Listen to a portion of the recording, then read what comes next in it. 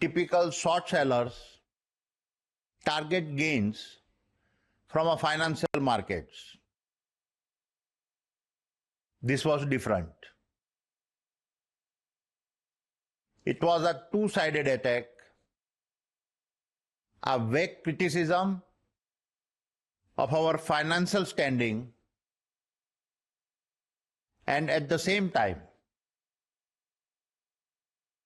an information distortions campaign dragging us into a political battlefield.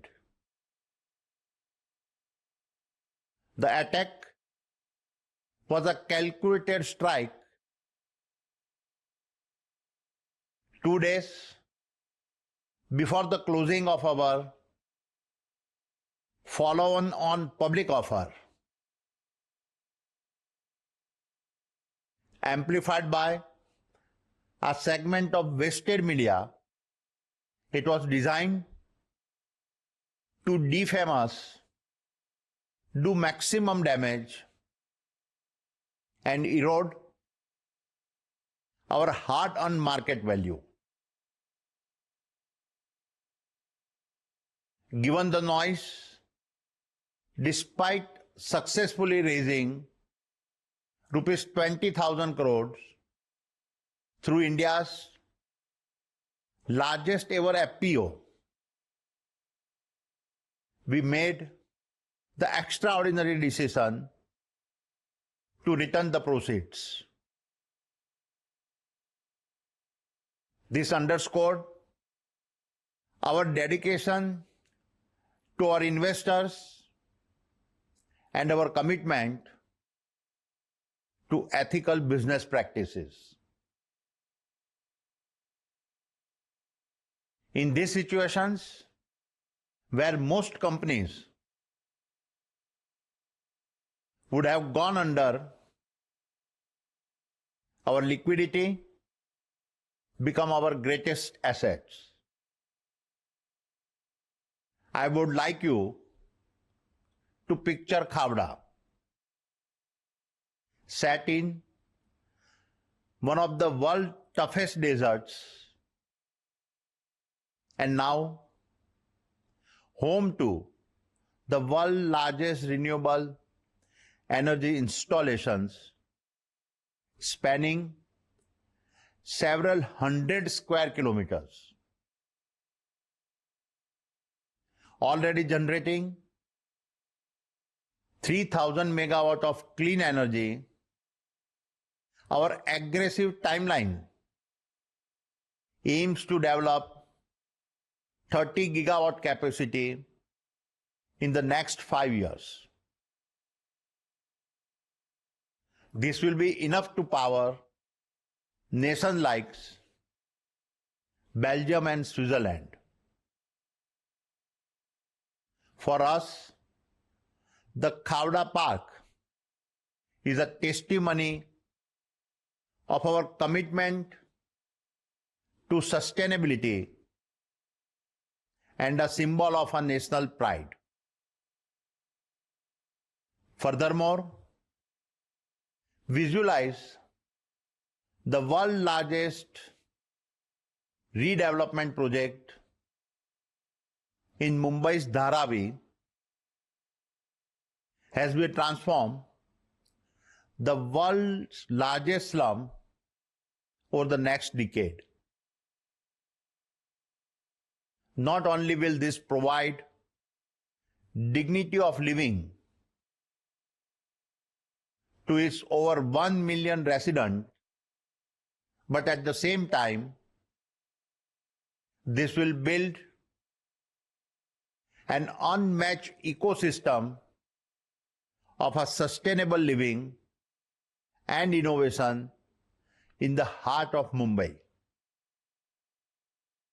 We achieved an unprecedented milestone in 2023-24. We recorded our highest EBITDA of rupees 82,000 917 crore or approximately $10 billion, a remarkable surge of 45%. This exceptional performance draw our PAT to a record high of rupees 40,129 crore, making a substantial 71% growth. Our net debt to EBITDA fell from 3.3 times to 2.2 times over the past year. And all of this resulted in an all-time high level of our liquidity for the group, with a cash balance of rupees 59,791 crore.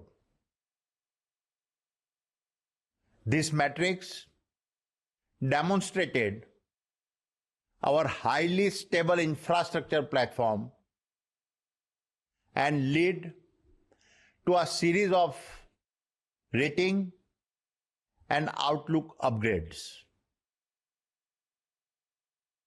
3 of our portfolio companies, Ambuja, ACC, and APSEZ, are now AAA rated.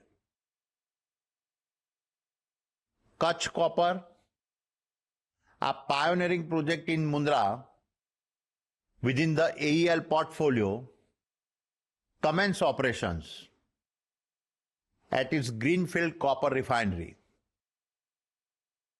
By the end of this decade, we aim to make world's largest single locations copper smelter with a capacity of 1 million metric ton per annum, thus enhancing India's self-reliance on a metal needed for our critical industries.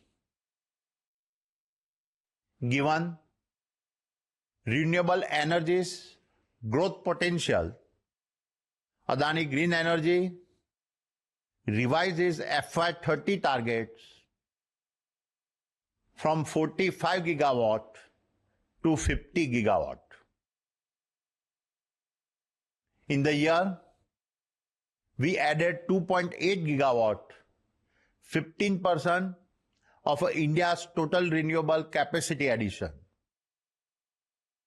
The commissioning of the first 2 gigawatt at the world's largest renewable energy plant in Khavda within 12 months of our breaking ground set a record at another proof point that highlights our execution capabilities.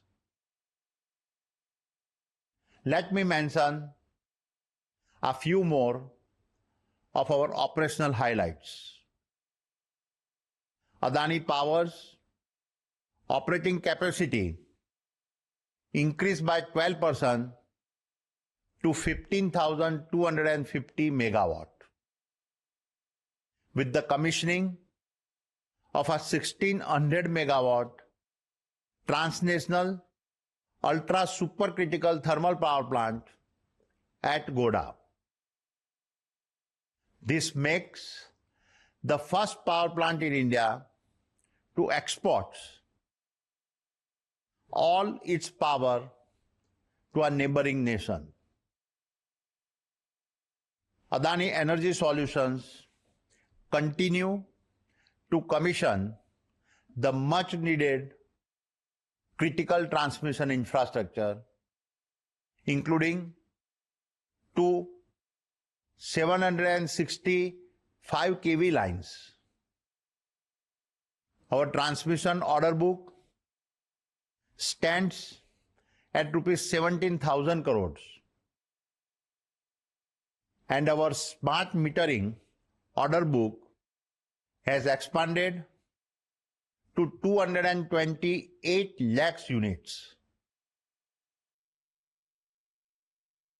Following the acquisition of ACC and Ambuja Cements and other commissionings, the Adani Group's combined cement capacity has risen from 67.5 million ton to 79 million ton per annum.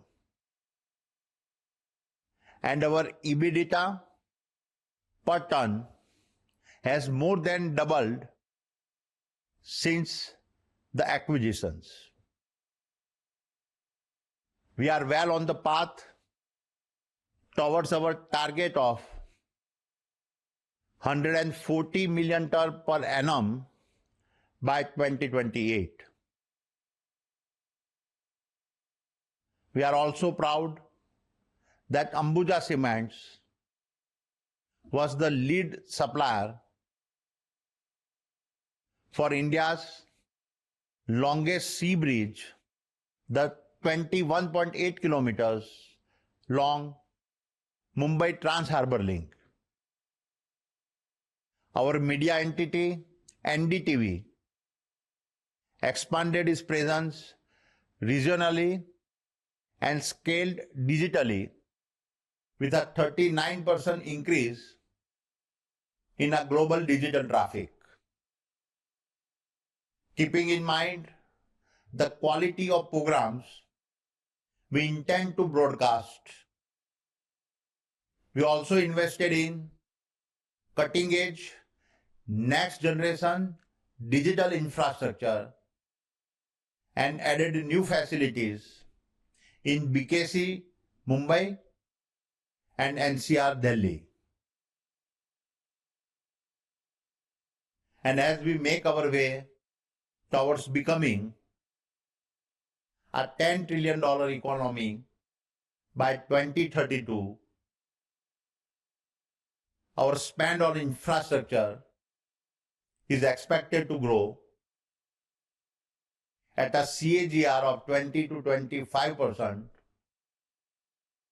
and reach a cumulative spend of a $2.5 trillion. Given that at the very core, we are an infrastructure company, we are well positioned to capitalize on the upcoming opportunities. In addition, as we advance into the era of a simultaneous energy and digital transitions, embracing the renewable energy value chain, green data centers required to power the artificial intelligence data center boom, the upcoming electrifications of mobility, and EV revolutions for a cleaner air, our country is unlocking markets that promise trillions of dollars of a largely yet to be tapped value over the next decade.